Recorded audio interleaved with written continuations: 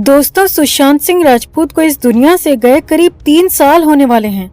14 जून 2020 से लेकर अब तक काफी कुछ बदल चुका है। टीवी और फिल्म दोनों के ही कलाकारों के लिए ओटीटी ने अलग ही प्लेटफॉर्म दे रखा है। और अगर इन सब अपॉर्चुनिटीज के बाद भी किसी को काम ना मिले, बिना काम के बैठा हो, तो भला उसके लिए सुशांत सिंह राजपूत कैसे जिम्मेदार हो सकता है? वो सुशांत जो कि अब इस दुनिया में है ही नहीं, जिसे दुनिया छोड़े 3 साल होने वाले हैं।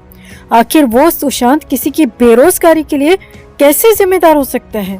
जी हाँ, अंकिता लोखंडे ने अपने हालिया इंटरव्यू में सुशांत पर ऐसा लांछन लगा दिया जिसकी हर तरफ आलोचना हो रही है, थू-थू हो रही है। नौटंकिता लोखंडे ने अपनी बेरोजगारी के लिए सुशांत को जिम्मेदार बता दिया और ये भी कह दिया कि पिछले 3 साल में उसे कोई फिल्म या शो तो दूर की बात, एक एड तक नहीं मिला और ये सब कुछ सुशांत की वजह से हुआ। तो क्या क्या कहा नौटंकिता लोखंडे ने? आखिर इसकी बेरोजगारी की वजह सुशांत सिंह राजपूत कैसे हो सकता है? दिवंगत एक्टर पर क्यों फट पड़ी अंकिता लोखंडे? आपको बताते हैं सब। आप भी वीडियो को लाइक और शेयर कर अपना प्यार और सपोर्ट दिखाएं और कमेंट में इसे लेकर अपनी बात, अपनी राय जरूर रखें। चैनल के साथ जुड़कर चैनल को सब्सक्राइब कर हमारी आवाज बने। तो अंकिता लोखंडे सुशांत सिंह राजपूत के साथ टीवी शो पवित्र रिश्ता में अर्चना देशमुख का किरदार निभाकर घर घर में पॉपुलर हुई थी। उसने 5 साल तक इस शो में लीड के रोल में काम किया था और फिर कॉमेडी सर्कस और एक थी नायिका जैसे शो में भी नजर आई।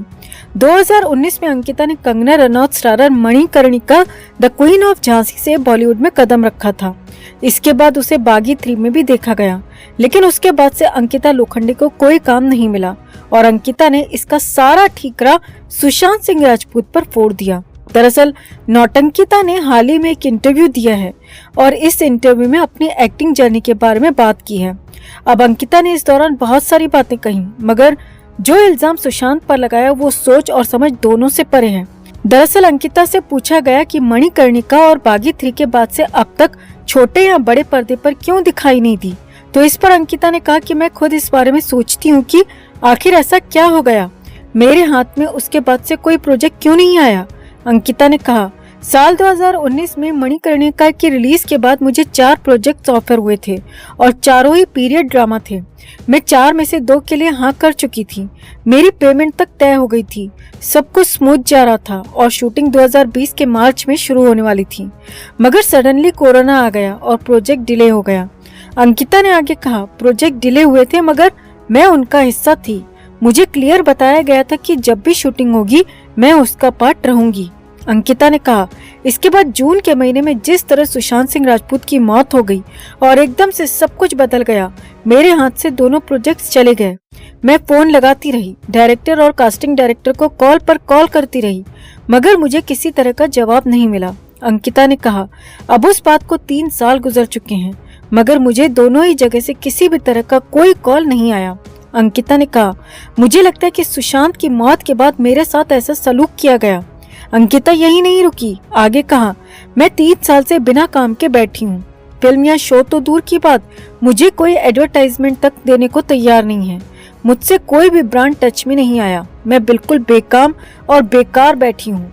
अंकिता ने आगे कहा, मैं हमेशा सोचती थी कि मैं उस दिन शादी करूंगी जिस दिन मैं लीड एक्ट्रेस के तौर पर काम करूंगी, मगर मैं कब तक इंतजार करती, इसीलिए मुझे शादी करनी पड़ी और अब जाकर थोड़ा बहुत काम मुझे मिलना शुरू हुआ है। अंकिता ने आगे कहा, इसमें मेरा क्या कसूर है? मैं तो एक्टिंग में अपना 100% दे रही थी। अगर सुशांत की मौत हुई और ऐसे सर्कमस्टेंसेस में हुई तो इसमें मेरी क्या गलती है? मैंने तो हमेशा सुशांत और उसकी फैमिली का फेवर किया और सपोर्ट किया, मगर सुशांत के फैंस ने मुझे ही गुनहगार बना दिया।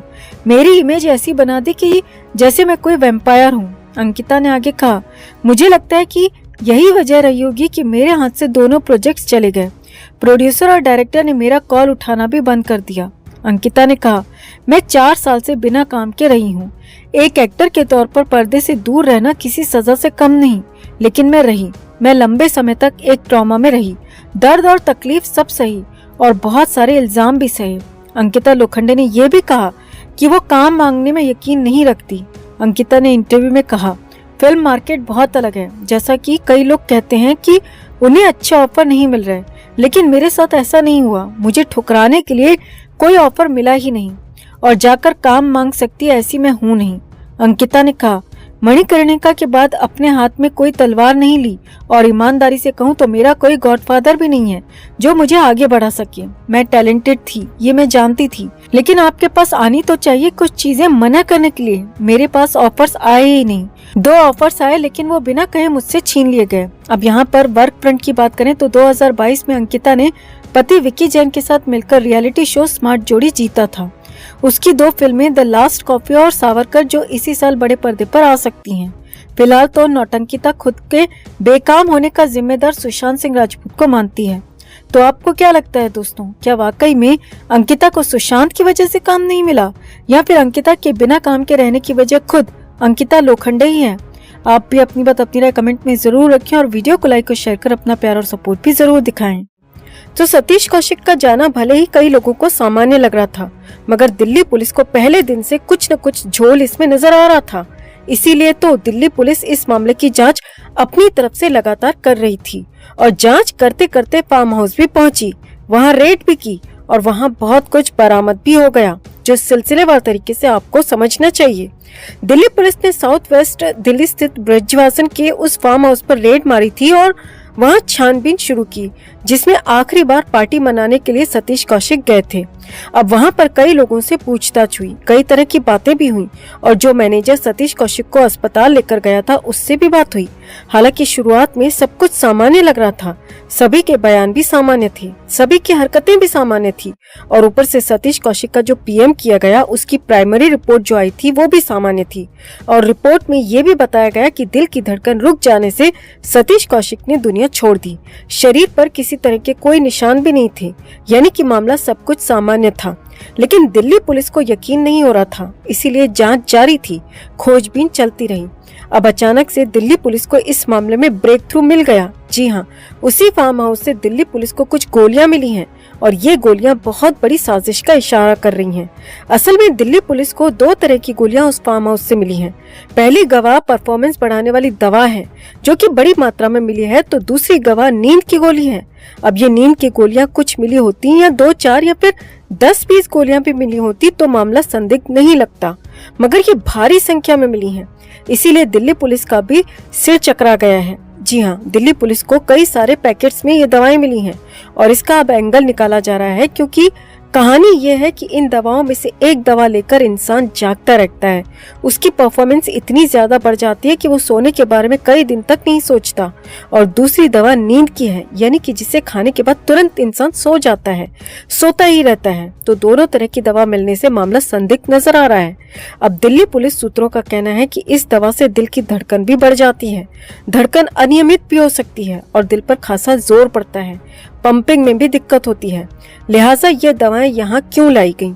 इनका क्या काम था पार्टी में? और क्या पार्टी से पहले परफॉर्मेंस वाली दवा लेकर कुछ ज्यादा देर तक एंजॉय करने के बाद फिर नींद की दवा ली जाती थी ताकि आराम भी किया जा सके? अब कुछ जानकारों का ये भी कहना है कि कई बार इन 2 दवाओं का मिक्स कॉकटेल भी कई लोग एक साथ में लेते हैं, जिससे दोनों तरह की हरकत शरीर में होती है, यानी कि शरीर को नींद भी आती है और दिमाग जागे रहने के लिए कहता है, क्योंकि दूसरी दवा भी वहाँ पर ली गई है, यानी कि एक तरह से इंसान अलग दुनिया में पहुंच जाता है। वहाँ बहुत सारी इस तरह की गोलियां मिली हैं जहाँ आखिरी बार सतीश कौशिक गए थे, इसीलिए मामला संदिग्ध हो गया है, फंस गया है।